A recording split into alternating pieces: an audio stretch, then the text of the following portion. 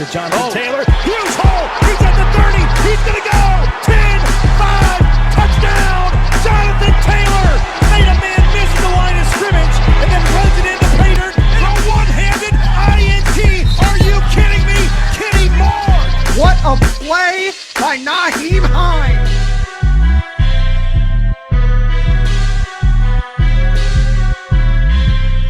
Horseshoe is back, baby. The horseshoe is back. What is going on, guys? Welcome back to Bring the Juice. I am so excited that training camp is almost here. Less than 2 weeks till the Indianapolis Colts break for camp, and it's going to be really exciting. Cannot wait for that. So I thought, in the spirit of camp almost being here, I would give you guys my 5 Indianapolis Colts who I believe need to have strong training camps. Now, obviously, there could be a lot more different guys that I believe could have strong camps or need to have strong camps.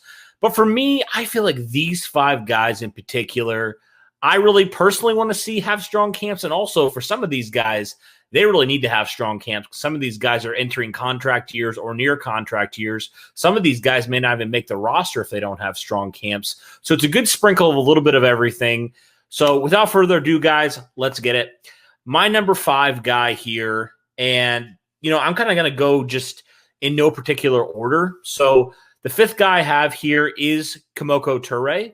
Now, Komoko Turay is a guy that definitely needs to have a strong camp. I mean, he's shown flashes a good amount, I would say, through his, when he's been healthy and ever since he got drafted in the 2nd round in 2018. If you remember, he was in that historic draft, and honestly, out of any of these guys, he's probably the guy that's produced the least. And, I'll give him the benefit of the doubt a little bit. He has struggled with injuries. He had that major injury in 2019. If you remember, right before that injury, the same year, he was tearing it up. So this guy has shown a lot of potential. And I think he's probably the guy that I would say, out of any of these guys, he's probably the guy that's put in the most work, that you feel the most confident about, I would say. And probably a guy that's not going to lose his job, but potentially playing for another contract with Indianapolis is going to be a big thing for him. And so he's got to start off strong. We've seen that the talent is there, and now hopefully he's going to get back 100% for camp. Fingers crossed on that one. I mean, it's all signs are pointing towards that, but if he can fully get healthy for the first time since that gruesome leg injury against Kansas City back in 2019, I think he has a really good shot at being a really good situational pass rusher for Indianapolis. But it all starts in camp. Hopefully he lights it up in the camp and in the preseason, and a lot of people are impressed. And he can stay healthy, because if he does, I have a lot of confidence in him. All right, let's move on now to a couple other guys who are former second-round picks. We'll talk about a guy that plays the same position as him. That's Ben Banogu. Now, Komoko Turay, I talked about, has shown some flashes. Ben Banogu's shown a lot less in terms of flashes. He's shown a few flashes. It's not like he's been outright awful, but he just hasn't really produced like you hoped when you drafted him in the 2nd round of 2019, right? He's a year younger than Komoko Turay in terms of being drafted, but he's shown a lot less as well. So for Ben Banogu, this is potentially the last shot for him in Indianapolis. He needs to have a very strong camp to make a case for himself on the final 53-man, kind of similar to last year with Tyquan Lewis. We talked a lot about Tyquan Lewis and how we're like, man, I don't know if he's even going to make the roster if he doesn't step it up. And obviously we saw what happened. He really put his head down in the offseason and destroyed it in camp, and now potentially could be vying for a starting spot. I think he's going to probably earn a contract extension.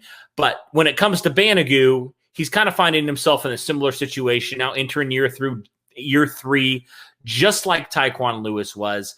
So if he hopefully can find a spark and really start lighting up in training camp, I think he's going to find his way on the roster. But if he doesn't, if he continues to do what he did last year, I mean, he didn't even see the field last year. He was a healthy scratch last year because he wasn't producing in practice. If he can't show it, he's going to be gone. He's going to be on the outside looking in.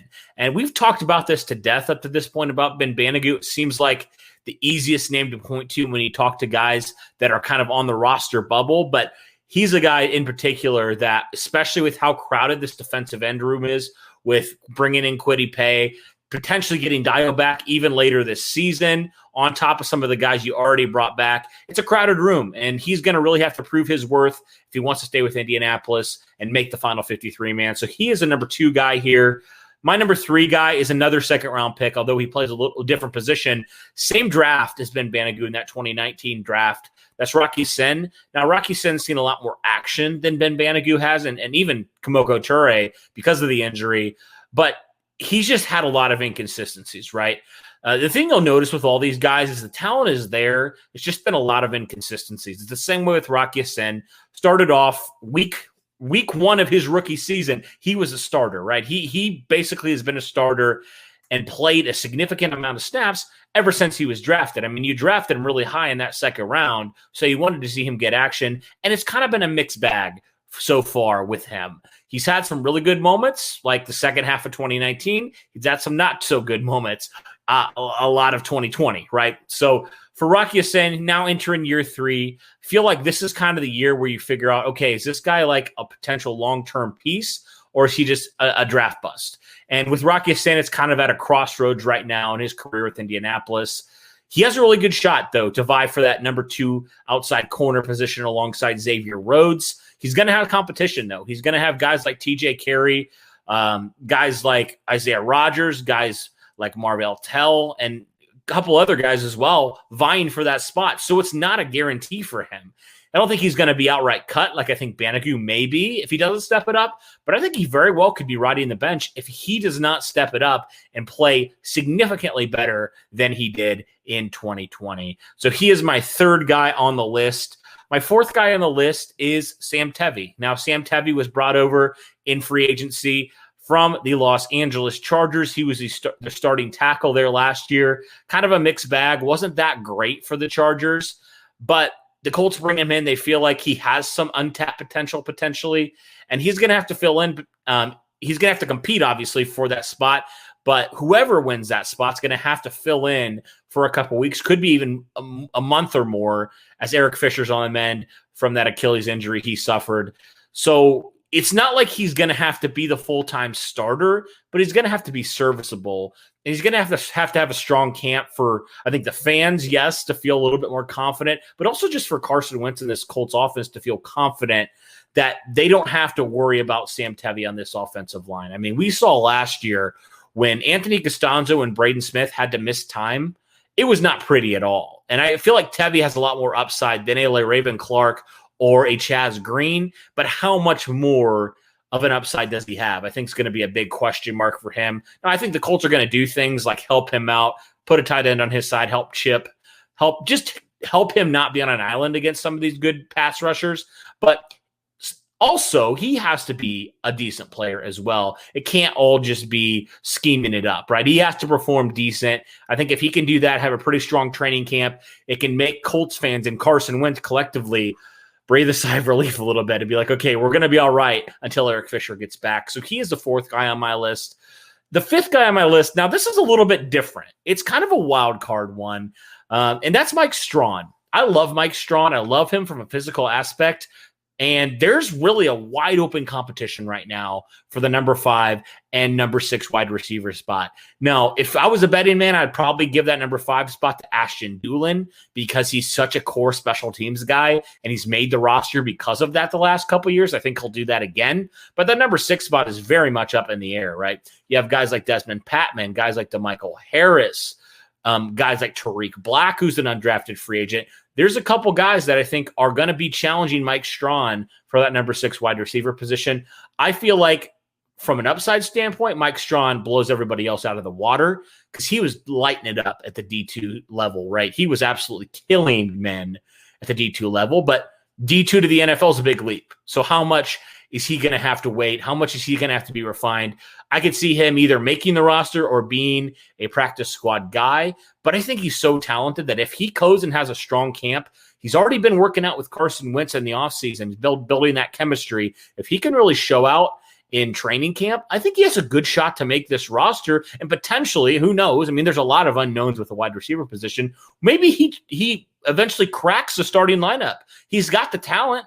He just needs some experience, I feel like. He needs to just get acclimated to the NFL level. If he can have a strong camp, be on the roster, maybe not see a whole lot his first couple years, but kind of get a feel for the NFL level. Who knows what can happen? I mean, he's so talented. Why not give him a shot? So, guys, those are my 5 guys who I believe need to have strong training camps for a variety of reasons. What do you guys think? Is there anybody else that I missed that you would potentially put on there? Let me know in the comments below. If you guys are still listening or watching this video, we really appreciate all your support. Thank you so much for over 7K. Looking forward to training camp coming up very, very soon. Looking forward to football finally being back. This has been a super long off season.